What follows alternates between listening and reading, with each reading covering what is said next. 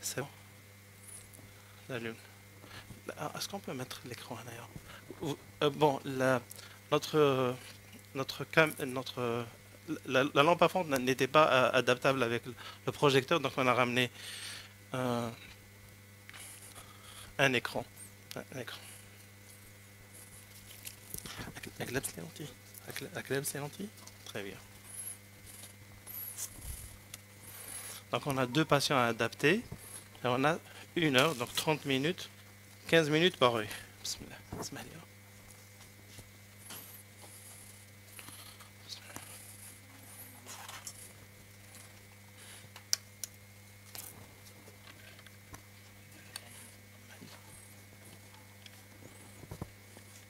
Ça va?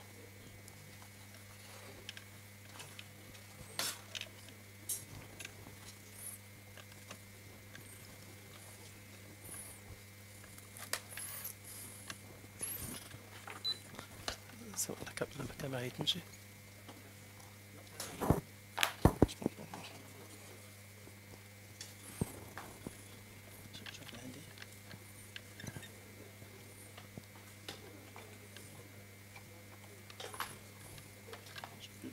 شوف الفوق من فضلك وقعد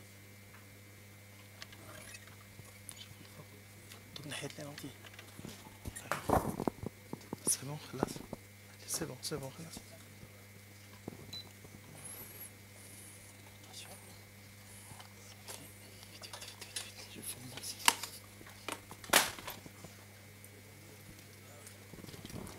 اسمح لنا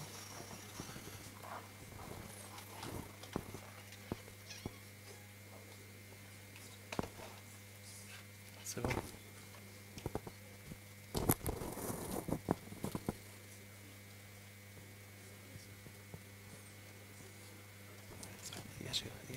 ريح شوية.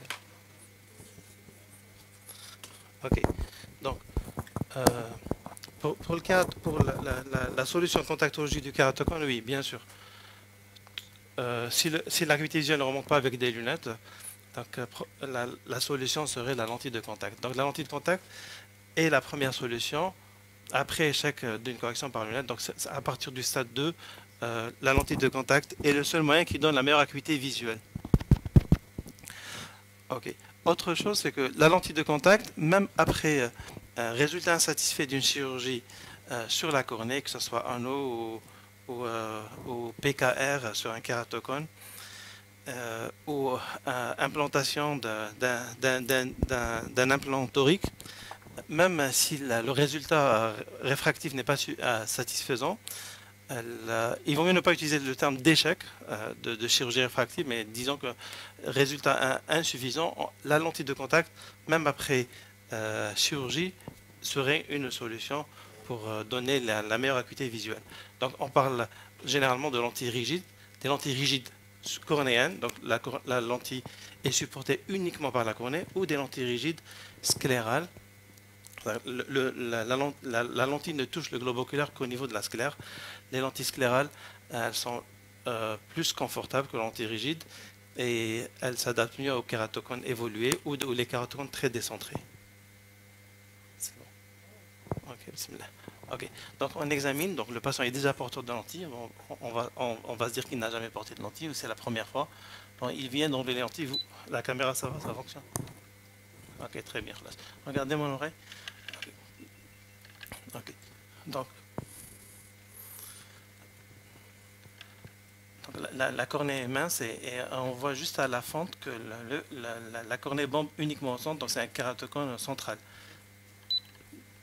Donc c'est un kératocone central et vous voyez que la cornée est plus mince juste au centre et donc à la lampe à fente on peut apprécier très bien pas comme une tomographie ou une topographie, mais on peut apprécier assez bien le cône. Donc, autre moyen d'examiner le cône, c'est de laisser la fente tout droit sur le nez et de tourner l'oculaire à 90 degrés pour apprécier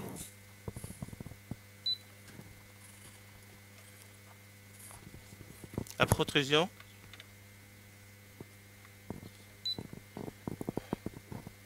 Donc pour apprécier la protrusion, c'est vrai que rarement on met nos lots fentes dans ces positions. Je trouve bien là. Mais avec ce moyen simple, on peut apprécier euh, le degré de la protrusion. Dans ce cas, elle n'est pas très importante. C'est comme un signe de muson, mais sans utiliser la paupière. Son caractère est assez symétrique. L'œil est rouge parce qu'il vient d'enlever les lentilles de contact. Dans ce cas, la première question, est-ce que vous pensez qu'il va voir mieux avec des lunettes, juste à l'examen de lampe à fente? Non. Hein. Ce serait un stade 2 ou un stade 3. Okay. On va voir sa kératométrie. Et est-ce qu'on va l'adapter, à votre avis, avec des lentilles rigides cornéennes ou avec des lentilles sclérales? Qui dit lentilles rigides cornéennes? Levez la main. Oui. Et lentilles sclérales? Okay. Et les autres? D'accord. Donc la majorité, on dit lentilles sclérales. Pour être classique, c'est un kératocone central. La prof. D'accord. D'accord. Donc il est cuisinier. Donc, juste pour avoir une idée sur sa kératométrie.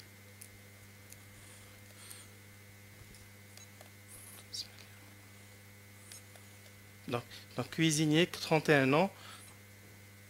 Lentille rigide cornéenne ou lentille sclérale? Pourquoi?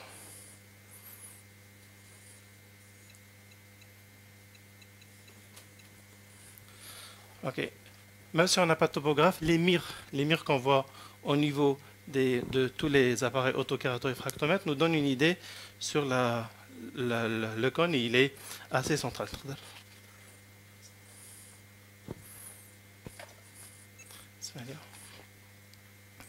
Donc, vous voyez que les mires... Bilal?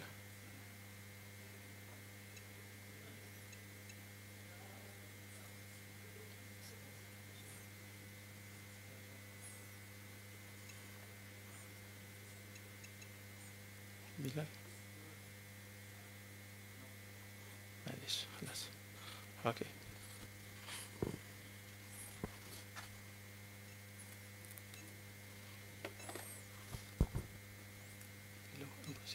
Bilo? Oui. Oui.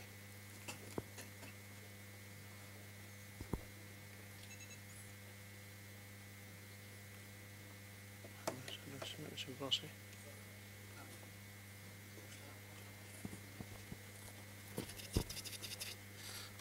Ok. Bon. Donc la profession, dans ce cas, c'est vrai qu'on a le champ entre lentilles rigide cornéenne et lentilles sclérale. La lentille rigide cornéenne est moins chère que la lentille sclérale. La cornée respire mieux sous lentille rigide cornéenne qu'une lentille sclérale. Donc, il est cuisinier, donc je ne pense pas qu'il y a beaucoup de poussière dans son milieu de travail. Trop d'eau. Pas de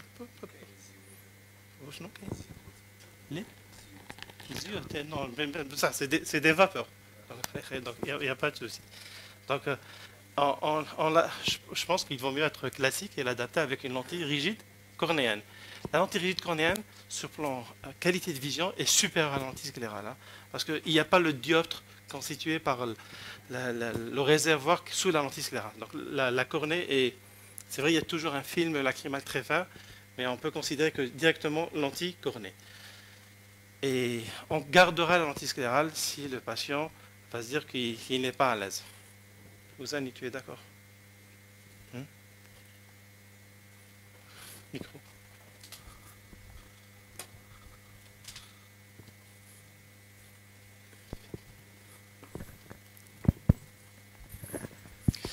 Merci, docteur Miki. Oui, je suis complètement d'accord par rapport à la vision avec la lentille rigide. C'est par rapport à l'élimination du dioptre liquidien de la lentille sclérale, mais aussi par rapport à l'appui mécanique de la lentille. Donc, on va réduire énormément d'aberrations en appuyant au sommet du cône avec la lentille rigide. D'accord, la lentille sclérale, des lentilles rigides. Déjà, il était porteur de lentilles rigides cornéennes. Ah, des lentilles hybrides. Ah. Donc actuellement, il porte des lentilles hybrides. Ok, des lentilles hybrides, c'est l'avantage de la lentille rigide avec l'avantage de la lentille souple. La qualité de vision d'une lentille rigide de centrale et qui a une jupe périphérique souple pour le confort. Ok, donc pour adapter un kératocone avec une lentille rigide, on a juste besoin de la kératométrie centrale et on utilisera une boîte d'essai d'une lentille rigide cornéenne. C'est une lentille sclérale. Boîte d'essai de lentille rigide cornéenne. Donc, on a une kératométrie à droite de 6,60 et à gauche de 6,80. Donc, la kératométrie moyenne à droite est de 6,60. La kératométrie moyenne à gauche est de 6,80. Faites passer, s'il vous plaît. Faites passer. Je fais la acta, faites passer. Donc, 6,60, 6,80. Donc, on va prendre une lentille rigide conçue pour kératocone. Donc, c'est des lentilles dans la géométrie est multicourbe. Donc, la lentille a été dessinée de manière qu'elle épouse de mieux la majorité des cônes. Et il faut dire que c'est un cône qui est assez facile. Donc,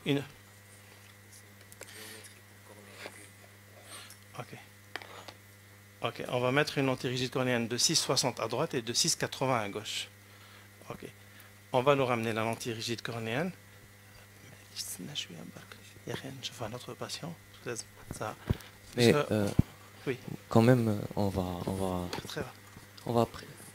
va signaler cette précision sur le fait de ne pas utiliser la géométrie des cornées régulières sur une cornée irrégulière. Oui. Et on a eu le cas juste là. L'assistante a ramené une boîte d'essai d'une lentille rigide régulière. Donc c'est une lentille sphéro-asphérique. Et on reçoit beaucoup de patients kératoconiques porteurs de lentilles rigides, mais c'est des lentilles rigides à géométrie sphéro-asphérique. Oui, quel serait le risque si on adapterait un kératocone avec une lentille qui est faite pour des cornées avec une asphéricité ou une excentricité standard? C'est vrai que lorsqu'il mettra le patient sa lentille, immédiatement il va voir bien, mais cette lentille serait très instable. Mais malgré cela, les patients, surtout avant 2000, surtout avant 2000, les patients essayaient de maintenir cette lentille avec les paupières, juste pour avoir une bonne qualité de vue et de vie et pouvoir vivre et voir. Mais à la fin, avec le frottement, ils vont développer. La KPS, elle est immédiate. En quelques secondes, on a une KPS. Et si le patient continue à porter cette lentille, bon, la KPS, c'est une porte d'entrée d'une kératite infectieuse, mais s'il ne fait pas une kératite infectieuse, il va faire certainement des opacités sous-épithéliales. On voit souvent des kératocones, souvent, il y a quelques années de cela, oui, des kératocones stade 2 avec une opacité cornéenne. Et si on appliquait bêtement ce qu'on a appris au résidana, opacité cornéenne, c'est un stade 4, alors que la kératométrie n'est pas très importante.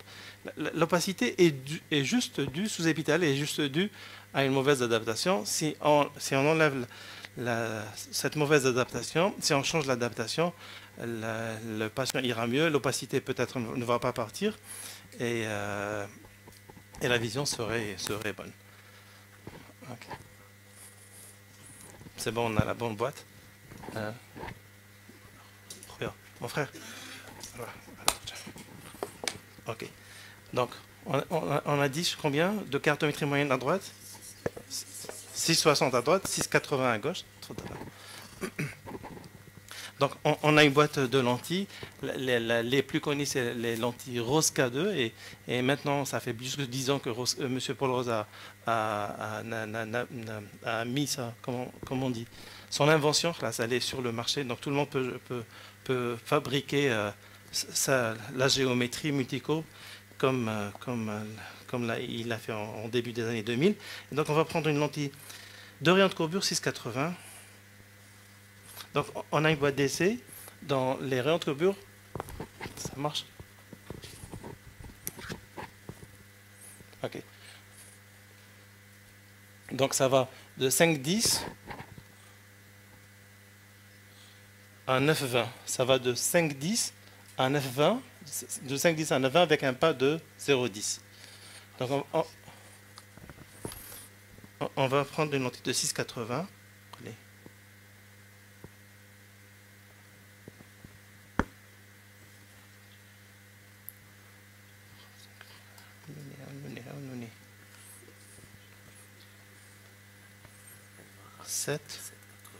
Pardon, 7,80, c'est pas 9,20.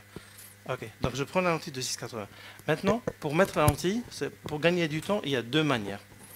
Bon, on met de la cébésine ou on ne met pas de la cébésine. C'est vrai, pour avoir, si on veut gagner du temps et pour apprécier rapidement l'image fluo, pour que la fluo ne soit pas lavée par un armement abondant, on peut mettre la cébésine, anesthésier la cornée et ensuite mettre la lentille. Bon, on a de la chance que le patient est déjà porteur, donc il n'aura pas ce réflexe de l'armement lorsqu'il portera sa lentille pour la première fois. Prépare-moi la deuxième lentille. Donc, la manipulation.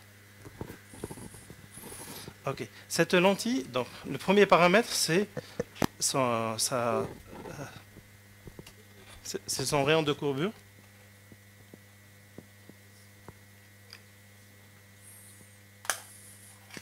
Je ne peux pas faire mieux. D'accord. Donc, 6,70.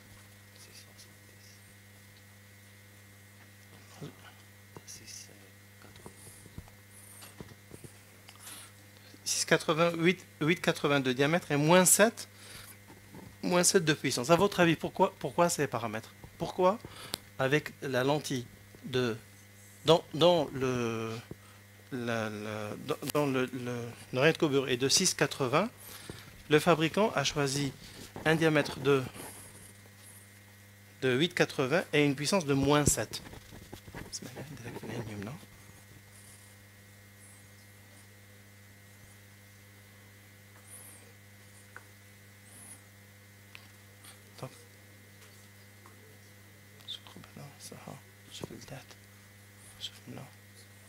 Très bien.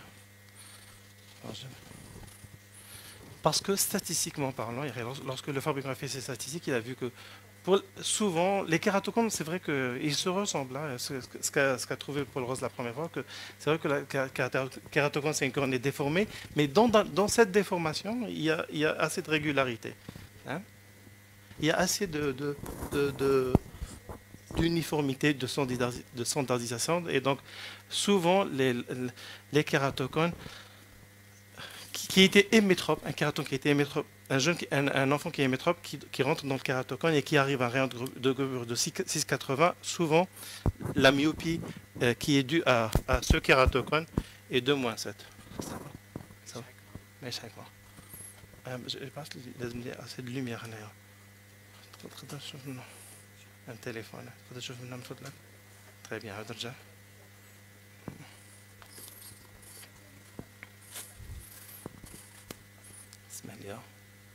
Donc la lentille est... C'est bon.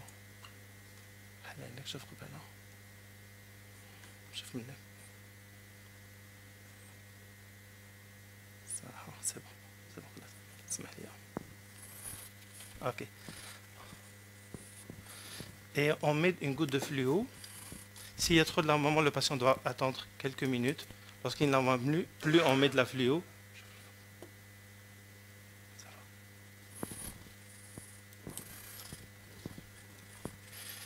Et on va voir. Ça va?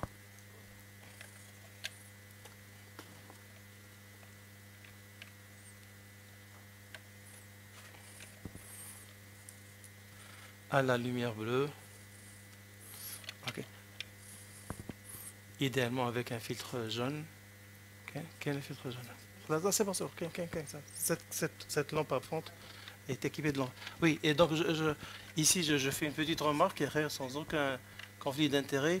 Quand vous voulez, surtout pour les gens, quand vous voulez vous installer, quand vous décidez de ramener une lampe à fente, ramenez une lampe à fente, bien sûr avec filtre bleu, avec filtre jaune incorporé et avec une fente d'au moins 15 mm pour pouvoir faire des mesures.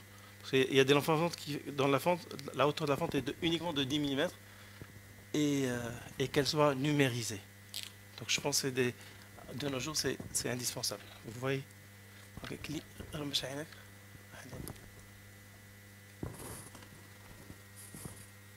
Ok.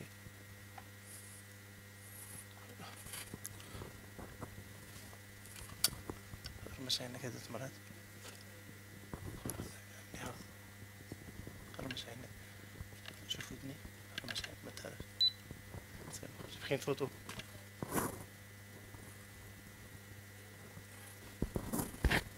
Bilal, زد الإيزو Bilal.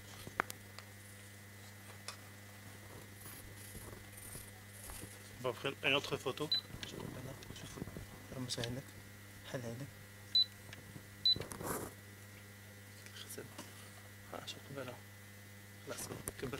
Okay. Qui peut m'interpréter cette image fluo?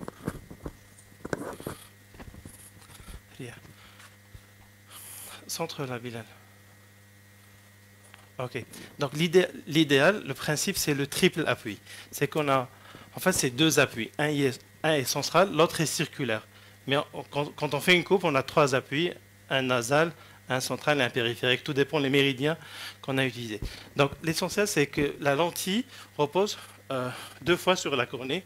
Donc le léger touch comme une plume sur le cône. Et donc vous voyez que avec l'image fluo, sans topographie, on peut savoir où est situé le cône. Donc déjà, on avait suspecté à la lampe avant qu'il est assez central. Ensuite, la lentille va s'éloigner de la cornée. Et donc, ce qui explique ce lac de fluo en haut et en bas. Ensuite, elle va retourner à la cornée. Donc, ce qui explique cet anneau sombre. Et elle dégage en périphérie, c'est le cercle périphérique qui est jaune. Et à votre avis, cette adaptation, est-ce qu'elle est correcte? Oui, oui, elle est très correcte. On va juste vérifier la mobilité. Recherchez s'il y a un syndrome 3h-9h qui apparaît, un piqueté ici et ici, il apparaît rapidement, en quelques minutes il apparaît. Et en dernier, on va voir l'overréfraction. Donc, vous avez vu que ce n'est pas chronophage. Grâce aux nouvelles géométries, on peut adapter en quelques minutes un patient kératoconique avec un matériel minimum. On va voir la mobilité de cette lentille et surtout recharger le syndrome 3h-9h. Regardez mon oreille. Cligner. Zid ISO.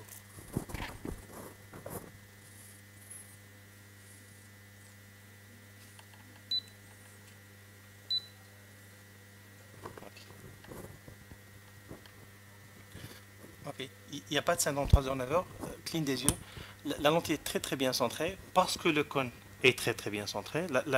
En fait, la lentille se centre sur le cône. Si le cône était là, la lentille va se centrer ici. La lentille ne va pas se centrer sur la cornée. Très bien. On voit bien qu'il n'y a pas de syndrome 3h-9h. Il n'y a pas de syndrome 3h-9h, donc son film lacrymal arrive bien à essuyer cette partie. Donc on va faire la même chose au niveau de l'autre œil, la base. Et on terminera par une overréfraction. À gauche, l'orient de courbure moyen est de... Je sais. C'est pour te taquiner. 8,80. 6,80. Ça va, merci.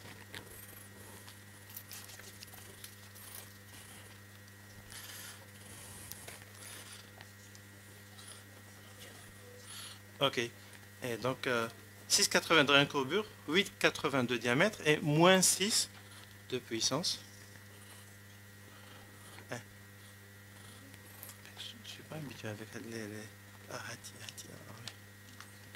Je pense à dire. Meilleure ventouse. La ventouse Ménicone.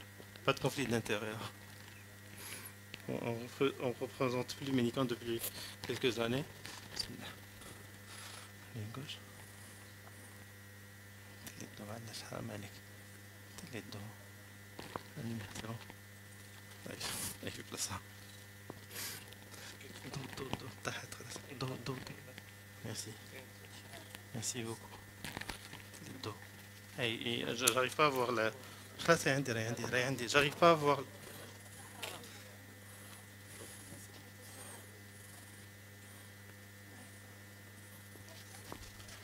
Peut-être la lumière. Très bien. Très bien. Merci. شوف là. شوف تحت شو. C'est bon. شوف تحت. شوف لعندي.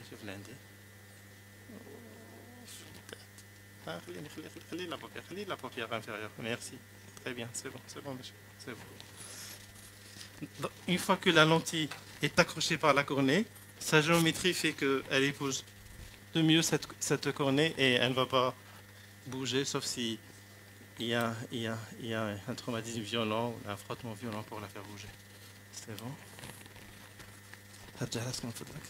Remettez la tête, s'il vous plaît.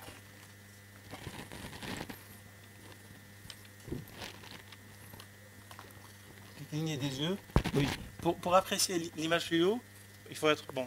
Ici, il y a beaucoup de fluo, donc on aura du mal à apprécier la fluo qui est en avant de la lentille, de la fluo qui est en arrière de la lentille. Et ce qui nous intéresse, c'est la fluo qui est derrière la lentille. Cligner des yeux.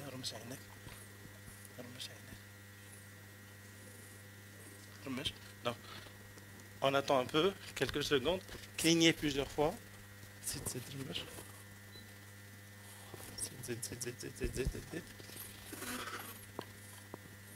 Fermez les deux yeux. C'est bon, moins de fléau. Mais là, ouvrez les deux yeux, regardez mon oreille. Ne bougez pas. Oui. Ouvrez les deux yeux. Très bien. Donc, Damien, tu nous as convoqué des patients faciles, hein, merci. Ok. Donc, la même chose, hein, bon, le kératocone est passé assez symétrique à la lampe à fente. Et du premier coup, la première lentille était bonne. Ok. Quel serait. Bon, il y avait deux cas de figure. Dans l'adaptation de kératocone avec lentille rigide, donc, on commence par le centre. Donc, d'abord, on adapte le centre. Une fois le centre est bon, on adapte la périphérie. Une fois la périphérie est bonne, on calcule la puissance. Donc, dans ce cas, d'emblée, on a la bonne lentille à partir juste d'une kératométrie. Et donc, toujours le même principe du strip appui. Il y a trop de fluo.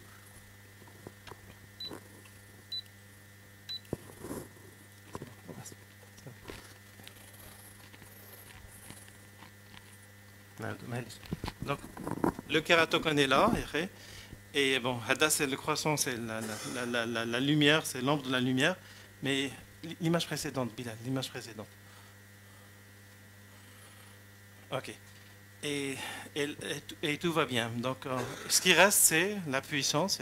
La puissance, c'est toujours la dernière chose à faire. Une fois qu'on a validé la géométrie qui est définie par l'orient de courbure, d'abord par le type de lentille, l'orient de courbure, le diamètre et les dégagements périphériques, on fait la puissance comme une réfraction simple et on prescrit notre ordonnance. Tu veux dire quelque chose? Merci Dr Mki. Juste par rapport à la boîte d'essai. Donc plus on va vers un rayon plus cambré, plus le diamètre sera petit. Mais le diamètre affiché sur les flacons, sur les étuis, c'est le diamètre total de la lentille. Et en fait, ce qui est réduit, c'est le diamètre de la zone optique. D'accord? Donc plus on va vers un rayon cambré, plus la zone optique devient plus petite. Et ça, ce qu'on appelle le floating design.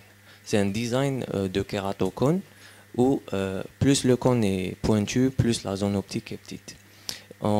Chez plusieurs laboratoires, ils proposent deux géométries. Donc la géométrie floating, où la zone optique change selon la kératométrie ou le rayon de courbure. Et on a d'autres designs où la zone optique est fixe, même si on va avec des petits rayons de courbure.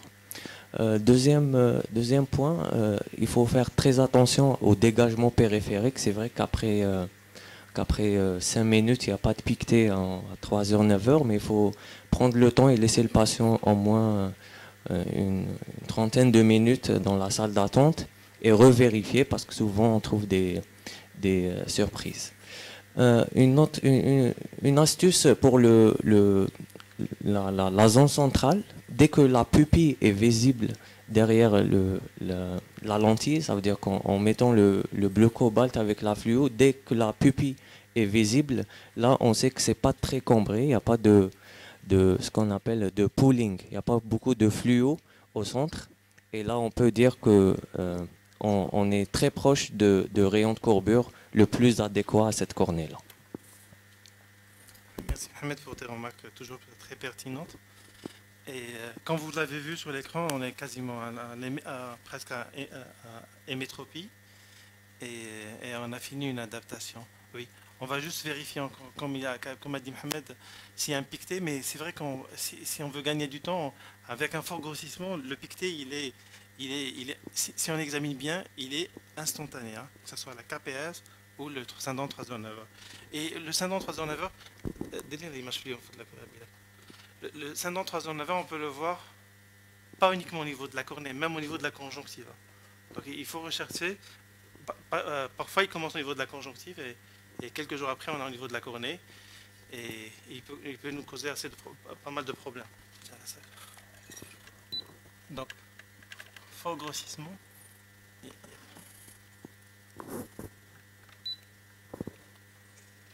Il n'y a plus de fluo. Je vais en remettre.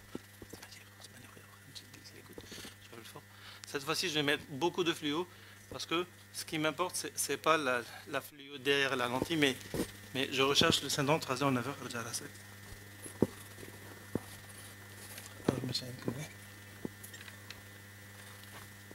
Donc, au fort grossissement,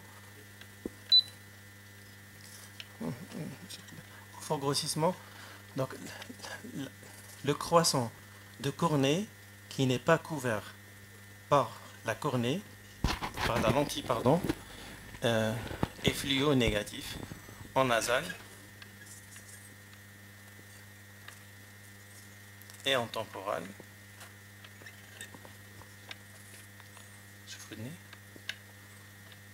Au niveau des deux yeux. D'accord. Bon, il est jeune, sexe masculin, donc il a une bonne qualité de larmes, ce qui explique que le syndrome 3h9, on ne le voit pas, mais c'est vrai que si on le voit, il faut le quantifier et s'il devient important, il faut trouver une autre solution. Parmi les solutions, c'est les collyres mouillants. Lorsqu'il est important, les collyres mouillants ne suffisent pas. Donc il faut les traiter énergiquement, soit augmenter le diamètre de la lentille, une image fluo, n'importe quelle image fluo, oui, soit augmenter le diamètre de la lentille de telle sorte qu'elle recouvre presque toute la cornée, soit passer en lentille hybride, soit le piggyback, c'est-à-dire deux solutions, il porte une lentille souple pour couvrir toute la cornée sur cette lentille, mais une lentille rigide. Vous imaginez la difficulté et le coût et de la maintenance de ces deux systèmes de lentilles différents. Soit les lentilles hybrides, c'est-à-dire que la même géométrie avec le laboratoire LCS que Méninas représente. Donc, si vraiment on veut passer à une lentille, tout va bien, mais malgré cela, le patient revient quelques semaines après, toujours il a une sensation d'inconfort, parce que, par exemple, il travaille dans un milieu poussiéreux et il y a de la poussière qui passe, qui rentre et qui le gêne. Et donc, on peut... à partir de cette géométrie, passer directement, théoriquement, sans faire une adaptation, vers une adaptation lentille hybride, en disant au patient, au fabricant, je veux cette lentille rigide, mais ajoutez-moi une lentille, une jupe souple périphérique, et ce qu'on appelle la lentille A-hybride de LCS. Ok, je vais poser une question. Vous êtes porteur de lentilles hybrides depuis quelques années. C'est un micro. Et maintenant, sans mettre de ces bésines, vous portez des lentilles rigides cornéennes. كاين فرق؟ باينه كاين فرق. قول لي واش حاس؟ دوك كيما هادو نعم. ونحس تاع الجيد ميو بار كونتر هادو. ما فهمت. بار كونتر اللي كنت لابس بهم نعم. هادوك خير من هادو. خير من اي ناحيه؟ كاسي تاع الخدمة تاعي سي فاسيل نحيهم هذوك. La manipulation elle est plus simple Voilà. avec l'anti. Oui, Par contre هذوك. demain c'est plus difficile parce qu'elles sont plus إيه. petites, صغار. ومن بعد الصغار يروحوا ما على بالش. Là, c'est vrai que la lentille hybride de grand diamètre, elle est plus stable. Le risque de perte de lentille de déstabilisation de la lentille est moins important qu'une lentille rigide. Ou le confort. هذوهم ملاح. هذوهم ملاح هذوهم confortable. ملاح. خير من الآخرين. خير. Ok, c'est une réponse qui paraît paradoxale. Il nous dit que et c'est vrai que merci. C'est vrai que l'historique du patient est importante. C'est-à-dire qu'un patient qui a déjà porté une lentille rigide, qui a eu une mauvaise expérience, peut-être une lentille standard, comme on voyait jadis, des lentilles faites pour des amétropies régulières. Et il avait une mauvaise expérience, et lorsqu'on veut lui placer une lentille rigide, il nous dit non, j'ai essayé une lentille rigide, et je n'accepte plus de mettre une lentille rigide. Mais il faut expliquer, comme l'a dit Dr Haïssani, prendre du temps, expliquer aux patients que les choses ont évolué et ce n'est pas la même géométrie. C'est vrai que c'est le même nom de lentille, mais juste mettez la lentille et vous allez voir peut-être la différence. Donc, juste pour essayer d'expliquer sa réponse, peut-être qu'il avait une mauvaise lentille rigide. C'est vrai que rapidement, quand on fait de la contacto, quand on prend en charge un kératocone, directement, essai de lentille, échec, chirurgie. Il faut définir l'échec. C'est quoi l'échec d'une adaptation? Il y a le refus psychologique qu'il faut parfois respecter. Là, le patient ne veut plus porter de lentilles, il veut une solution, mais toujours on lui laisse la porte ouverte. Ok, on va vous opérer, on vous adresse un confrère qui va vous opérer, mais si vous n'êtes pas satisfait, la solution contactologique peut revenir. Ça, il y a l'échec qui, à mon avis, c'est pas un échec, c'est des mauvaises adaptations. Mauvaise géométrie, le patient n'a pas essayé toute la panoplie de solutions contactologiques actuellement disponibles pour dire que c'est un échec.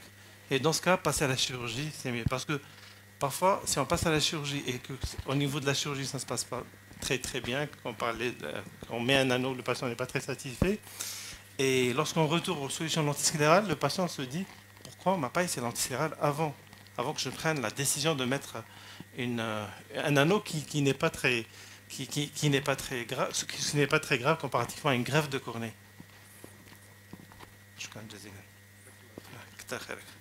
Si vous voulez dire quelque chose, tout à l'heure.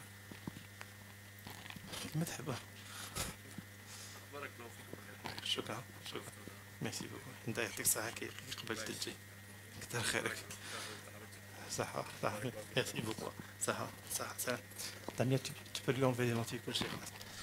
Ok, donc on va voir le deuxième patient. On a mis combien de temps?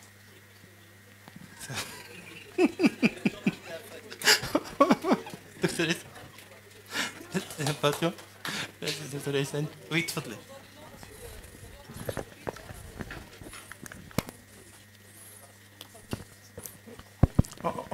Il va porter ses lentilles hybrides, on va les voir, puisque c'est une occasion. Damien, il baisse les lentilles hybrides, nous chauffons ensemble. Et عندك les lentilles hybrides. Très bien. Oui, l'indication des lentilles hybrides, c'est quand on a des piquetis à 9h et 3h, c'est ça? Ok, ça c'est parmi les indications, c'est parmi les solutions. Donc, quand il y a un piqueté 3h, 9h, solution mouillant, ça ne marche pas, souvent ça ne marche pas. Augmenter le diamètre de la lentille rigide, sinon piggyback, sinon hybride, sinon scléral. Donc l'essentiel c'est de couvrir cette partie. Mais ok, l'hybride c'est une seule lentille, c'est un seul dispositif qui est fabriqué de deux matériaux différents qui sont liés. Donc le centre il est rigide et la périphérie est souple. Si vous voulez, vous pouvez venir les manipuler, les voir. Par contre, le solution piggyback, c'est deux lentilles, l'une au-dessus de l'autre. Une lentille souple qui couvre la cornée, et dans ce cas, sa puissance n'est pas importante. Et sur cette lentille souple, on va mettre une lentille rigide. La lentille souple, stable. Oui. Ok, en fait, le compte persiste le même. On choisit des lentilles de très faible puissance, des lentilles standards de moins 0,25 ou plus 0,25, qu'on met sur l'œil. Et donc la lentille souple va sa face antérieure va reproduire le kératocone.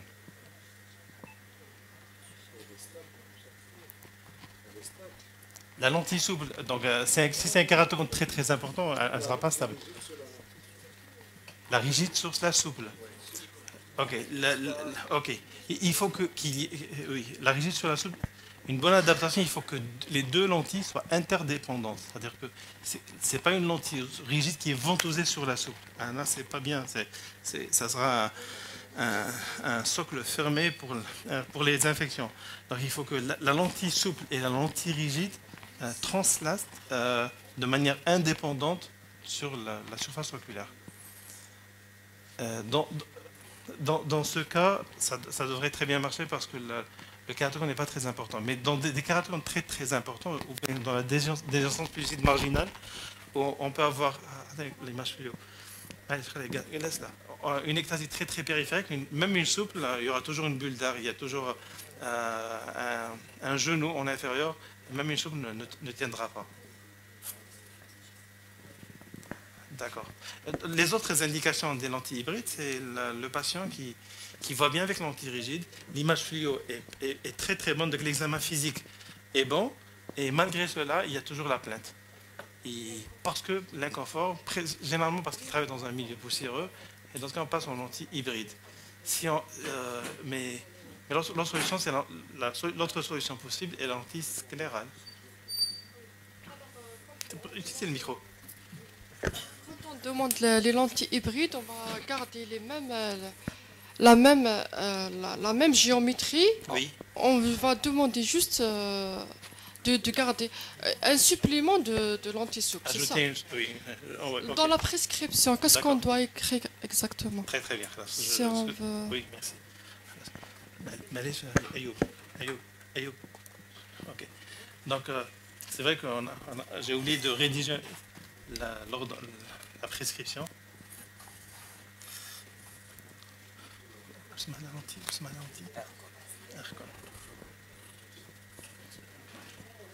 Donc, pour la première adaptation, donc on doit donner le nom de la lentille, c'est Ercon.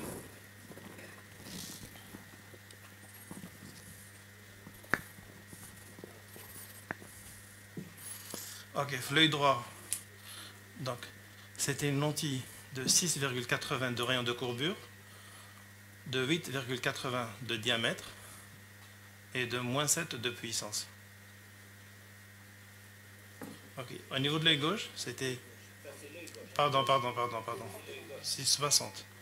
L'œil gauche, c'est 6,80, 8,80 de diamètre et c'était -6 de puissance. Merci, Dr. Kalania.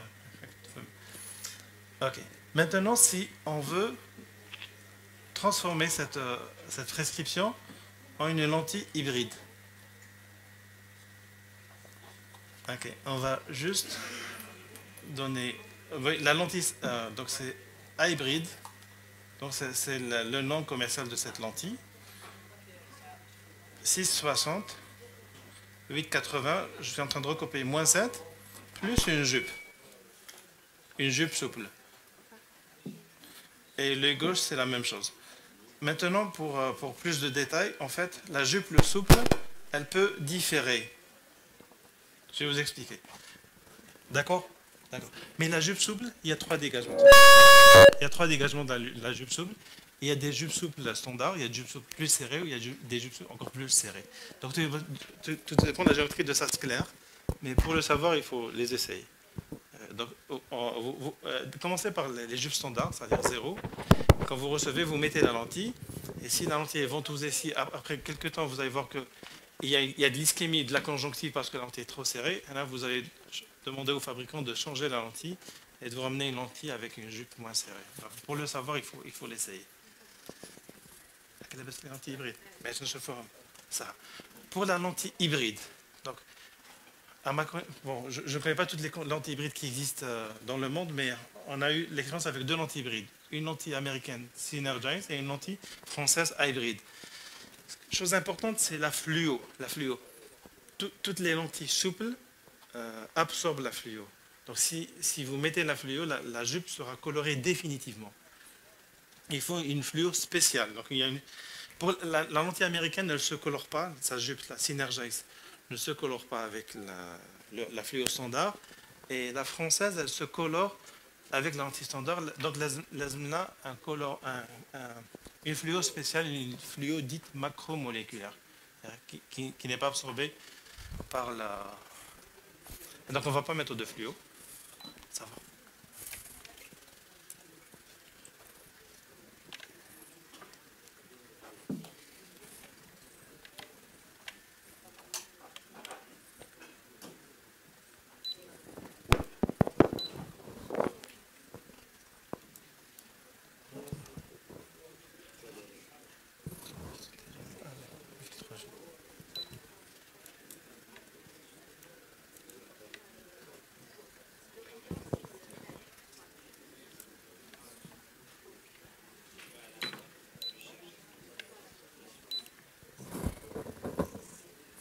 Il a l'ISO 200.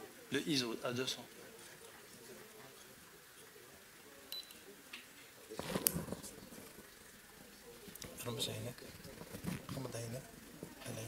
Très bien. Merci. Ok. Et donc si vous voyez, ça c'est la limite de la partie rigide et ça c'est la limite de la partie souple. Donc c'est une seule lentille qui est faite comme ça. Pardon? Diamètre total 14 mm, comme une 14,9 mm. Merci beaucoup. Merci. Le diamètre total est de 14,9 et elle est disponible aussi en 15,50 quand la lentille n'est pas très stable. Donc il faut aller vers un diamètre plus grand. Ok. Donc on passe à l'adaptation du deuxième patient.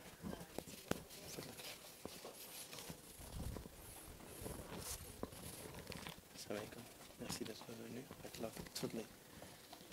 Ça va, la baisse? Ça va? 31 ans, non, moi je connais 31 ans, puis plus. Vous êtes ancienne porteuse de lentilles? Oui, 2015-2017, oui. les rigides. Oui. 2017 jusqu'à aujourd'hui, c'est sclérale. Donc 31 ans, kératocone, les deux yeux. Elle a déjà porté des lentilles rigides. Ensuite, elle est passée au scléral. Très très bien, et il aura. Très bien. Parce que les rigides n'étaient pas confortables. D'accord, les rigides n'étaient pas confortables. Elles étaient toujours gênantes et tout, donc j'étais obligée de demander une autre solution. D'accord. Voilà. Et vous portez des sclérales depuis quand? 2018.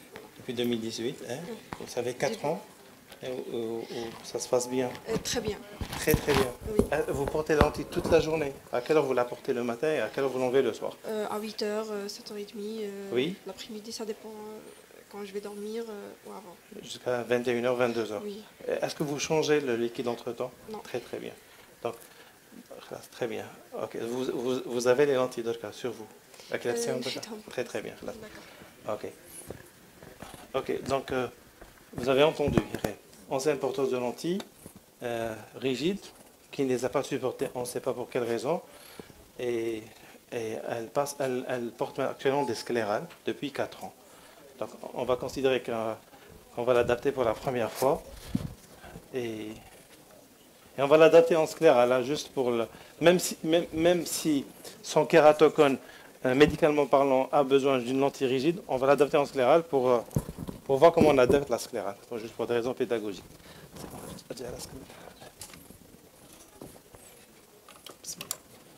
Bilal.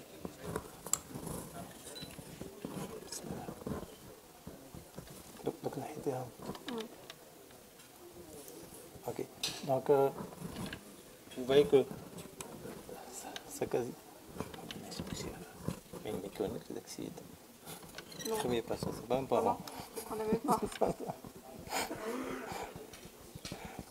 Ok, donc un kératocone pas très important. Elle est plus importante du côté droit que du côté gauche. Et il est assez central. Alors, je me souviens, au résidana, l'examen pratique, si on voulait faire caler le patient, l'étudiant, On lui peut donner des kératocones comme ça, stade 2. Et avec le SRAS, on ne les voyait pas.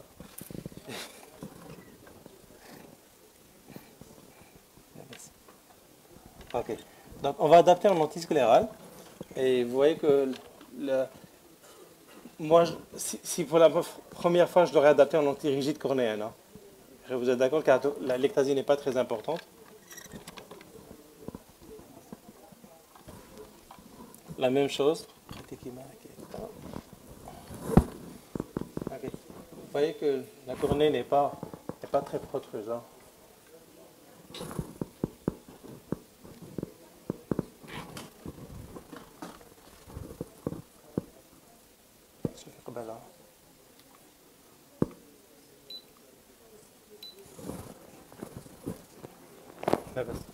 C'est bon. Ok. Donc, pour la lentisclérale, on n'a pas besoin du tout, pour l'adapter, hein, d'avoir une idée très précise du profil cornéen. Juste apprécier le degré de l'ectasie, de l'avancement antéro-postérieur du sommet du cône. Mais par contre, le premier paramètre, c'est le diamètre de la cornée. On a besoin du diamètre de la cornée. Comment on pourrait calculer le diamètre de la cornée? Ah, la lampe par contre. La plus simple, c'est la lampe par contre. Mettez le menton. La caméra.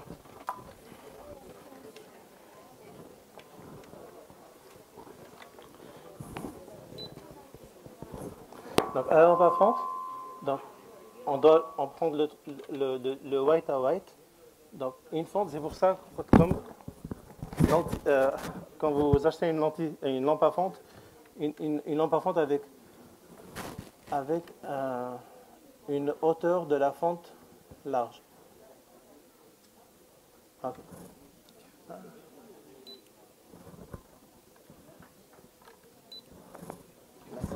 Et on va lire, d'ailleurs, Saldo.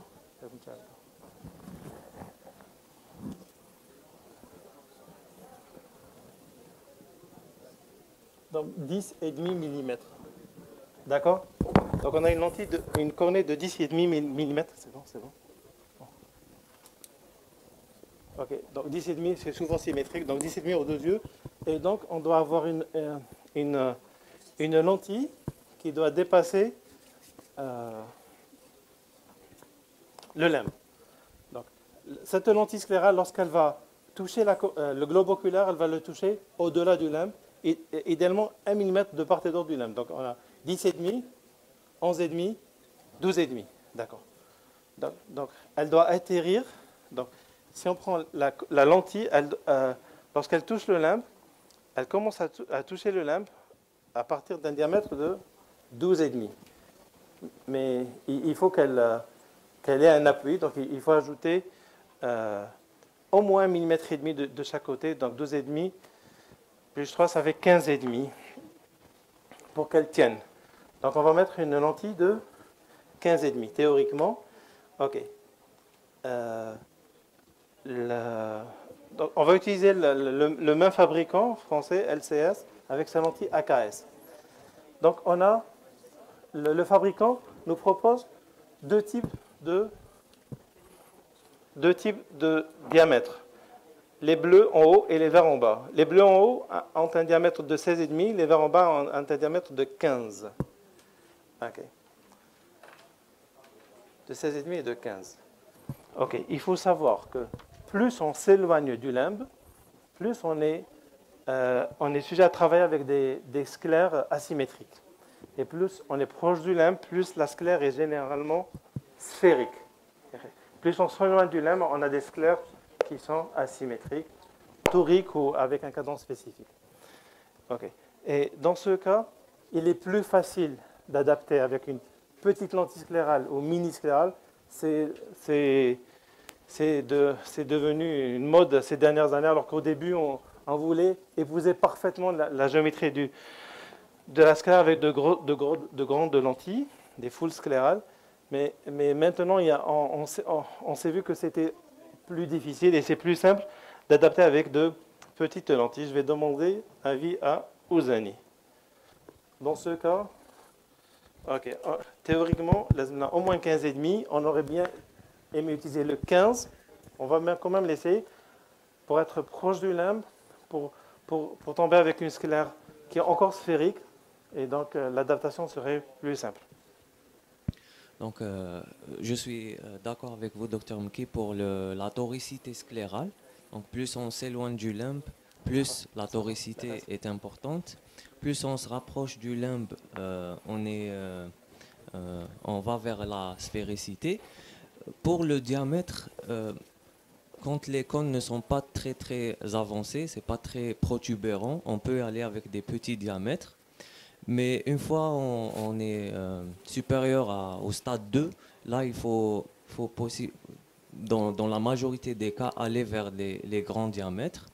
À l'époque, quand j'ai commencé, il y avait les MISA du laboratoire Microlens qui allaient jusqu'à 20 mm en diamètre. C'était de grosses lentilles et ça corrigeait très très bien jusqu'à les stades 4, les kératoglobes, pas de problème. Mais avec la venue des nouvelles géométries, on arrive même à couvrir ces mêmes stades, ces kératoglobes avec un 16,5, 17 maximum. Donc, avec ces petits diamètres, on évite tout ce qui est ischémie, époxie et même des problèmes d'inadaptation, de fogging. Après quelques temps de port, le patient se plaint de fogging, c'est de flou visuel après 6 heures de port. Et ça, c'est principalement dû aux fuites présentes dans la sclère, comme la lentille sclérale n'épouse pas parfaitement cette sclère-là. Donc, je pense dans ce cas-là, on peut, comme le cône n'est pas très avancé, on peut essayer une 15. Oui, bon, moi je suis d'accord. On va essayer quand même une 15. Et vous voyez que, merci Ouzani, et vous voyez que le fabricant donne il propose le volt en fonction de la pathologie. Et je vous pose la question. Donc, regardez la deuxième flèche cornéenne normale et flèche cornéenne moyenne. Donc 4200 et 4500. La flèche cornéenne moyenne est utilisée pour les cornées régulières et pour les problèmes de surface oculaire. Et pour les flèches moyennes, c'est pour le kératocone, la dégénérescence pulside marginale et la greffe. À votre avis, vous allez utiliser la 4200 ou la 4500 dans son cas? Ah ben, vous n'avez pas adapté, mais juste là, mouillez-vous. 4200 ou 4500? Parce que c'est un kératocone. Oui, c'est vrai. Oui, mais il faut dire que son kératocone n'est pas très important. Vous l'avez vu à la co. On va commencer par 4500 et on verra. Ok. La lentille. Oui. Donc 15 mm, 4500. Ok, donc on est dans les vertes, 15 mm, 4500, donc 3800, 4000, 4200, 4000, 4300, 4500. D'accord. À 4500. D'accord.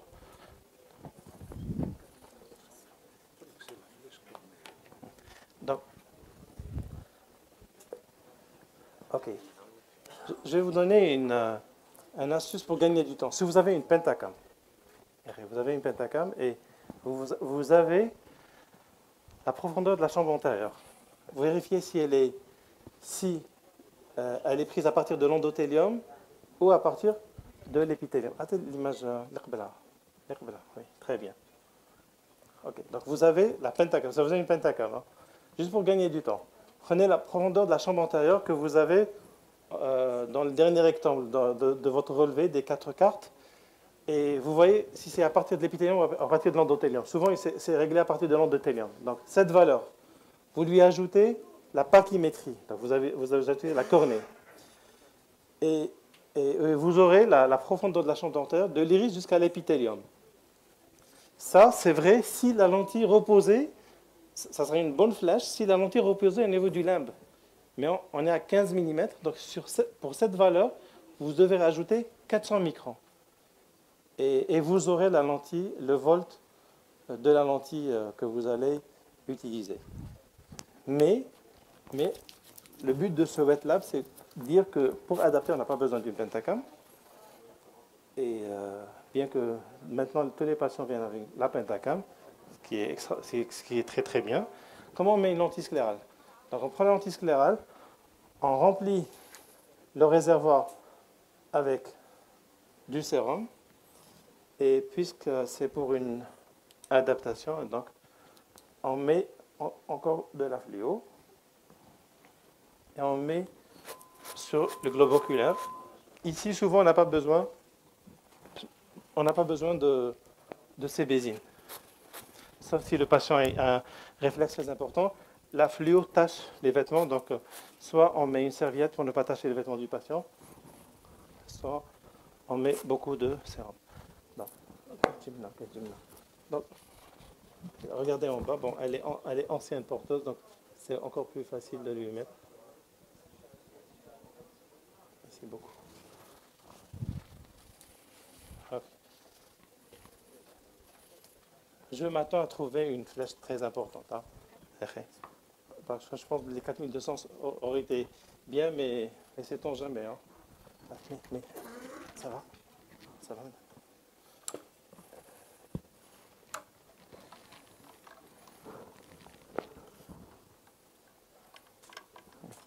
Ok, donc.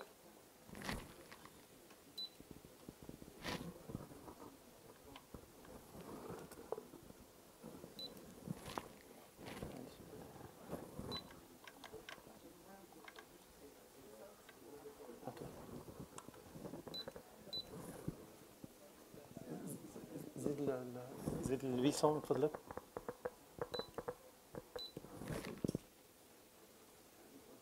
Très bien. Là-bas, سيداتي. Ok. Donc, on a mis de la fluo juste pour colorer ce réservoir. Et le but, c'est d'avoir un réservoir. Merci. Hein. On a trois bandes. La première bande, c'est la lentille. Et avec son image spéculaire, la face antérieure, la face postérieure.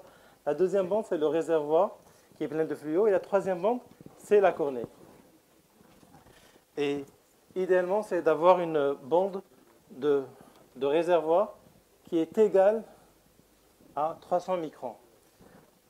La majorité des fabricants fabriquent des lentilles sclérales d'essai de 250 à 300 microns. Donc, quand vous avez la lentille, vous demandez au fabricant quelle est l'épaisseur de ma lentille d'essai. Et vous allez utiliser l'épaisseur de la lentille d'essai comme caliper.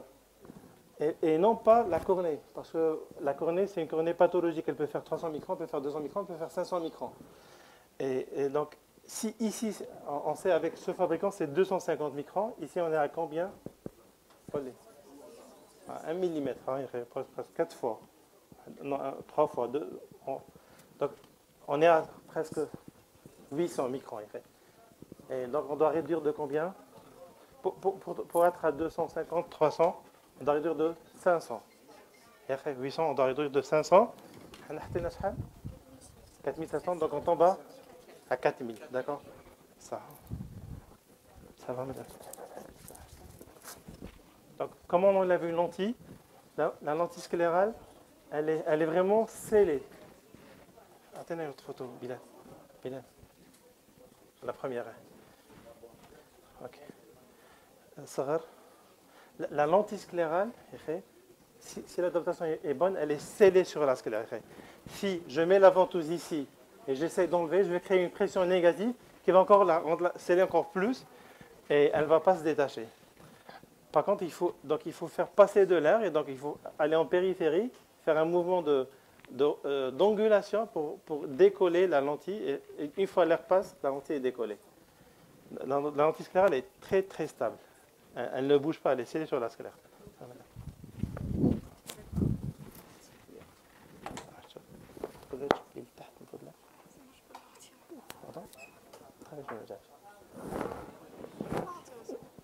Oui. Juste pour m'écrire à votre madame. Madame.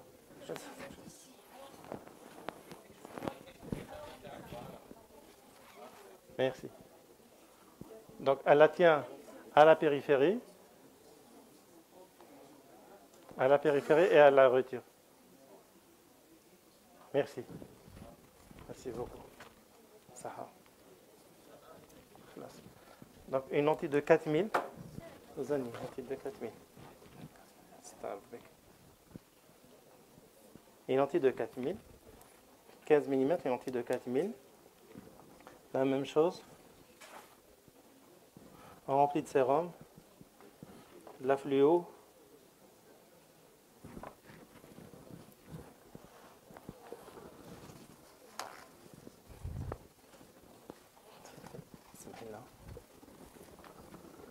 Le même œil, نفس العين le même œil, نفس العين.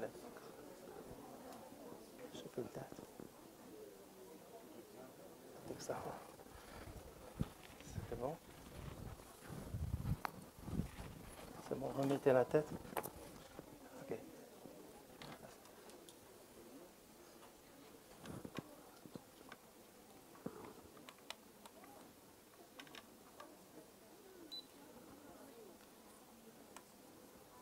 Qu'est-ce que vous remarquez? Okay. D'abord, here. C'est bon. ناخذ une autre photo تاع الفولت. C'est bon, madame. Ok. D'accord. Il y a deux choses. D'abord, dans la vue d'ensemble, ça c'est quoi? C'est une bulle d'air. La manipulation, j'ai mal placé la lentille à une bulle d'air. Donc on va changer. Cette bulle d'air, si on la laisse, elle va entraîner une sécheresse ici. Il y a une ulcère. Et la deuxième image, et on avait un raisonnement très très juste. Hein. Le raisonnement, on a une bande de fluo qui est égale à Dr Hassan, et vous n'êtes pas intéressé à ça, après tout ça. C'est intéressant la contacto, n'est-ce pas? Vous allez laisser la rétine.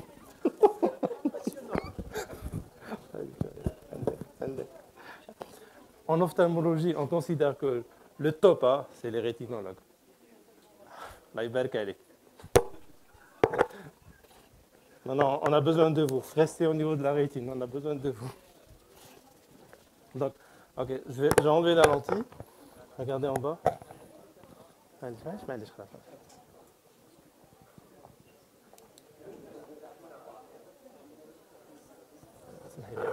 Ok. Je vais remettre la lentille. Je pense qu'on va adapter un seul œil, hein, juste l'œil, cet œil, parce qu'on n'a pas le temps. Voilà. Regardez en bas. Ça va? Merci.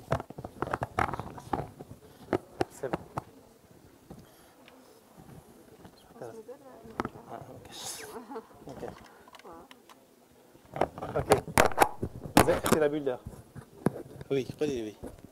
Non, ما كاش mais مازالك تحسيها. Ok. Donc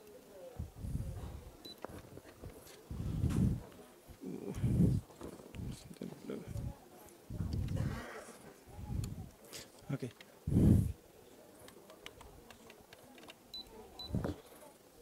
Ok. Bilal.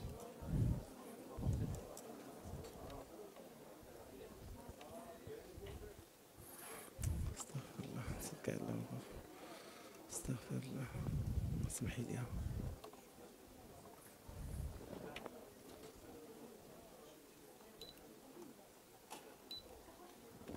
لا بس انا تخد لي نقص الايزو.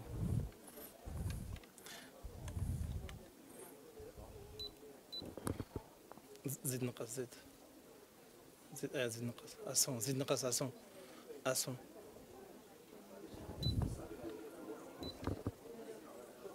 C'est bon, Bilal. ايش ندير؟ غمضي عينك، حلي عينك. Ok, c'est bon. Bientôt la fin.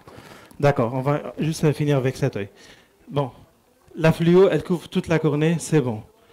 Le volt est bon, et quand on fait un balayage, en aucun moment cette lentille touche la cornée et on a un bon réservoir. C'est vrai qu'il faut laisser le patient attendre au moins 2 heures parce que la conjonctive étant molle, la lentille va s'enfoncer, elle va perdre, ce volt va perdre même 100 à 150 microns de son épaisseur après 3 à 4 heures. Et il faut qu'en fin de journée, cette lentille en aucun moment ne touche la cornée. Il faut dire que le maximum d'enfoncement se produit les 30 premières minutes. Et ensuite, il faut attendre encore 2 heures pour avoir une bonne évaluation. Donc, maintenant, c'est la chose à mon avis, la plus difficile, c'est l'appui scléral. Et pour l'appui scléral, il faut qu'on ait une lentille qui respecte la conjonctive. C'est une lentille sclérale, mais en fait, c'est une lentille qui repose sur la conjonctive. On devrait l'appeler lentille conjonctivale. Et si vous voyez, ici, il y a des vaisseaux sanguins, et ensuite, les vaisseaux ici disparaissent. Il n'y a plus de vaisseaux sanguins. Les vaisseaux de la conjonctive ont été écrasés par la lentille. Et on va voir sur 360 degrés.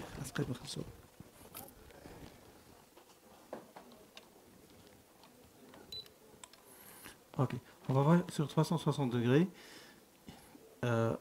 Ici, on voit juste un seul vaisseau. On est en nasal. On va en bas. Le patient, il garde la position primaire du regard.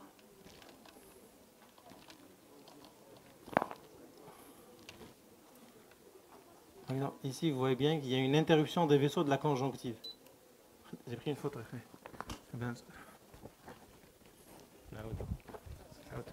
Non. Ok. Vous voyez que ce vaisseau disparaît. D'accord? Les gros vaisseaux, ça va. Ils arrivent à percer cette pression, mais les petits vaisseaux disparaissent sous cette lentille.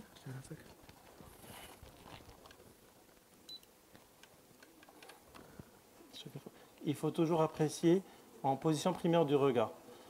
Et donc, partout, les petits vaisseaux, on ne les voit plus.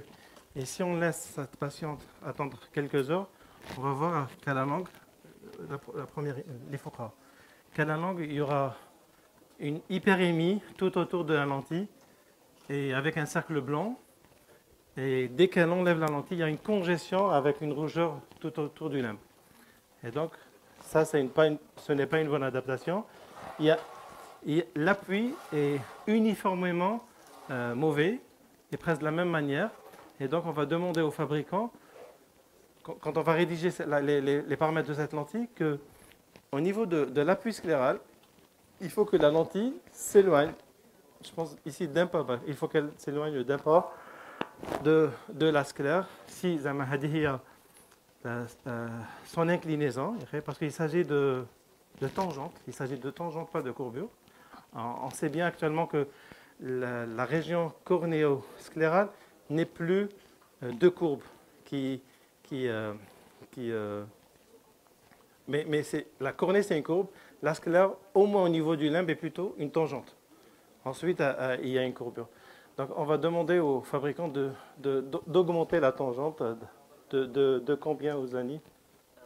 D'un pas, qui est de 25 microns. Le pas est de 25 microns. Ok, donc la dernière chose, c'est de faire la réfraction et l'overréfraction. Et on va rédiger ensemble son ordonnance. Ça va?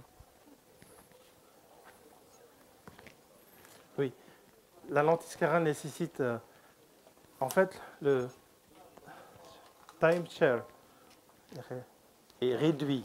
Mais le patient va rester longtemps en consultation. Il peut même sortir et revenir après 3 heures. Pour faire une bonne appréciation de la datation au niveau de la sclère.